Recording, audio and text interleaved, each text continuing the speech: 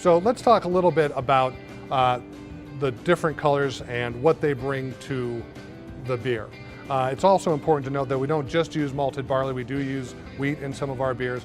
We do use oats and rye and different grains like that, and more grains are becoming popular. Not all of them are malted per se, but they are many times treated in some form or fashion to make them more easily accessible for brewers to use. So, as I mentioned, the palest malt, which we call base malt or pale malt, and it's important to note also, this is kind of a trivia question that might come back to get you sometime. We use primarily two-row barley. It's a specific type of barley that brings the flavors and enzymes that we need in this process to make beer on our level. Larger brewers use a different type of barley by and large, the big brewers like Miller Coors, Budweiser, such like that. So, pale malt, very light flavors, a little bit of grainy, brings very little color to the beer. So we get those straw colored beers going on golden maybe. So not a lot of big impact, but it does bring a lot of the sugar that we're going to ferment into alcohol and CO2, so that's very important. As I said, constituent, it's the biggest constituent in the grain bill that we put into our beer. Another slightly modified malt that we use is a Pilsner malt, and when we make Pilsner style beers, this malt is a little bit more highly modified. It has a little bit sweeter flavor, and it will leave a little bit more residual mouthfeel in the beer when we brew with it. So these are very important malts. We use these as base-like malts in our beers. As you can see, the colors begin to get a little bit darker here as we go, and primarily that's because these malts were roasted or kilned a little bit longer. So this malt, which is we call 3037, and the measure of 3037 is a lava bond, and it's a measure to help us understand the color of a malt and the color that it's going to bring to the finished product. Because if there's one thing I can leave you with is that this spread of malts brings the palette of which the colors and flavors for our beers are drawn from by our brewers. I think that's kind of a good way to express it to our guests as well. The brewers use this to get all the great stuff out that we serve in the beer.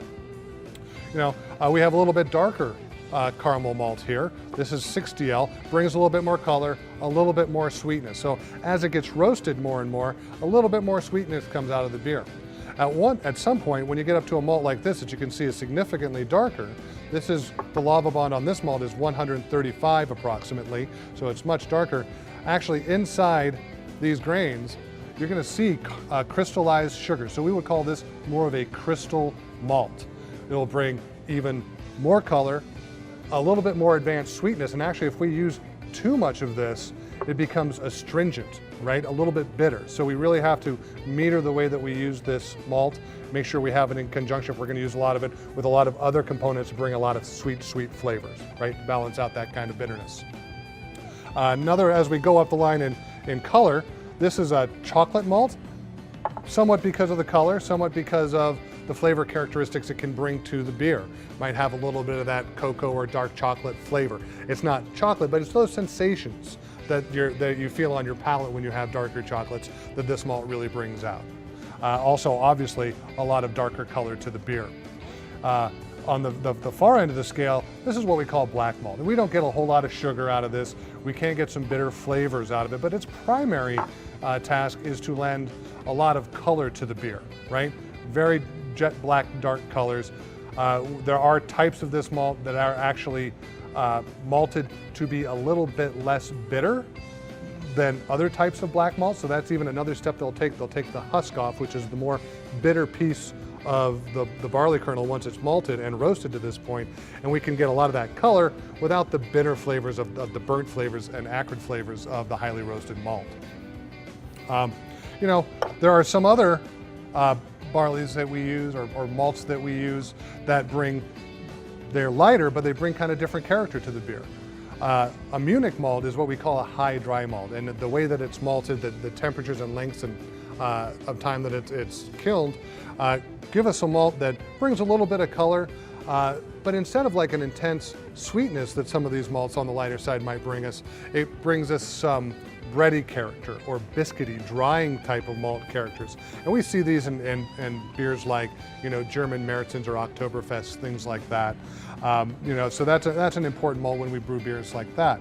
And I really didn't touch on what some of the beers that we can make with some of these other malts, so it's probably a good time to come back to that. But I think you can imagine building the palette of beers. If you think about our red ale, you might look and go, I think a little bit of this and a little bit of this would give me pretty much the color of our red ale. And you'd be right, because those are the two constituent malts that we use. And so that's how we think about it. How do we get to the beers that we make? Obviously the brown ales and stouts, the black beers and porters, they concentrate on a lot of these heavier malts, these darker malts, to bring a lot of that color to the table.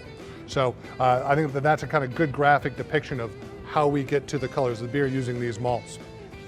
It's also important to note that malt can help us with other brewing parameters. In brewing, the pH of the beer is very important, whether it's acidic or alkaline. A lot of times, because of our water supplies, the mash is a little bit alkaline. We can actually use a malt called sour malt, acidulated malt, add that to our mash and bring down the pH to a more friendly region that the yeast is going to be happier fermenting that wort down the road. So you're becoming to understand that the malt does a lot for us.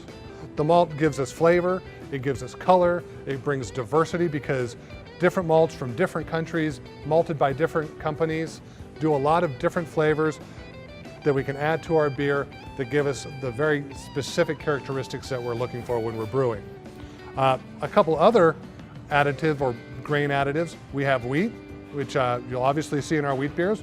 Wheat brings a highly fermentable grain bill, right? So a lot of the sugars get eaten up out of this, brings a little bit of body to the beer because it has a lot of protein in it, and that helps with our head formation so we can have a better head on the beer. So a lot of times, that's why you'll see your wheat beer maintains its head a lot longer than some of the others. We have oats. Oats are great for bringing an oat flavor.